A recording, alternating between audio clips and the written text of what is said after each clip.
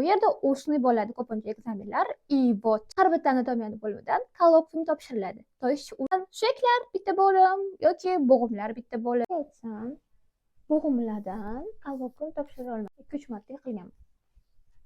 Universitetda dekanat to'g'risida bitta doska bo'lardi. U doskada har hafta отчисление bo'ladigan studentlar ro'yxati osilgan bo'lardi. O'sha ro'yxatda o'zimni familiyamni ko'rib qoldim. Chetda tibbiyot universitetlariga o'qishga kirish oson bo'lgani bilan u yerda o'qish juda ham qiyin. Juda ham qo'rqaman. Qanaqa o'taman, ota-onamga nima deyman va отчисление bo'lishimdan bir kun oldin oxiga перевод qilishga uzbek qilganman. Toshkentga перевод qilgani qo'yishmagan. Xullas, boshidan o'qishga ham rozi bo'ldim. Shifokor bo'lish uchun. Samarqandda hech kimni bilmayman. Yangi kvartira, yangi odamlar. Avtobuslarda juda ham ko'p boshqa joylarga ketib qolganman. Ayniqsa 3-kursimda ketma-ket ekzamenlar, uyqusiz tunlar, o'qituvchilar, asab, stress. Shunaqa qilib 6 yil davomida qancha qiyinchiliklar bo'lishiga qaramay universitetni bitirdim.